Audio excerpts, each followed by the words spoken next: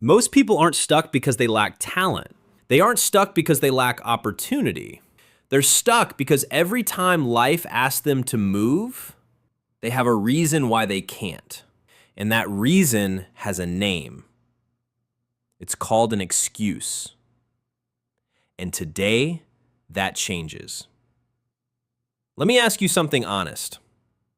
How many times have you told yourself, I'll start Monday? I'm not ready yet. I don't have the time. I don't have the money. Someone else had it easier. The timing just isn't right. If any of that sounds familiar, you are not broken, you are not lazy, but you are lying to yourself. And the first step to fixing anything is telling the truth about it. Here's what science actually says. Psychologists call this self-handicapping. Your brain, the most powerful organ on the planet, is literally wired to generate excuses. Not because it's trying to destroy you, but because it's trying to protect you. Protect you from embarrassment, from failure, from judgment.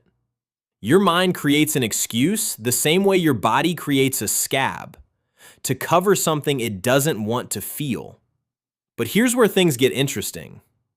A scab heals the wound underneath. An excuse? An excuse keeps the wound open forever. Every excuse you make today is a wall. And that wall is standing between you and the version of yourself you say you want to become. So we're going to tear it down. 3 steps, starting right now. Step 1, recognize the excuse out loud. Most people let their excuses live inside their heads unchallenged. They float around as thoughts that feel like facts. I'm not good enough. I'm too old. I've tried before and it didn't work. Here's what I want you to do. The moment you feel an excuse forming, say it out loud. Literally speak it. Because when you hear your own voice say, I can't start my business because I don't have enough time, something shifts. Suddenly, it doesn't sound like a fact.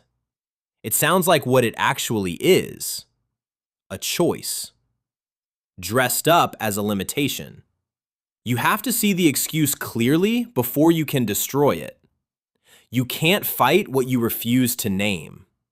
Name it, say it, look it in the eye. But here's where most people completely miss this. They recognize the excuse, they even agree it's an excuse, and then they make it again tomorrow. That's because recognition alone isn't enough. Which brings us to step 2. Step 2, replace the excuse with ownership. This one is going to sting a little. Good. Stop saying I can't. Start saying I haven't yet. Stop saying I don't have time. Start saying it's not a priority yet. Stop saying I'm not ready. Start saying I'm choosing not to begin. Do you feel the difference? One of those statements gives your power away. The other one takes it back. When you say I can't, you become a victim of your circumstances. When you say I haven't yet, you become the decision maker in your own story.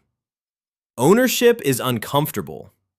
That's actually how you know it's working. Every person you've ever admired, every person who built something worth having, at some point stopped waiting for the right conditions.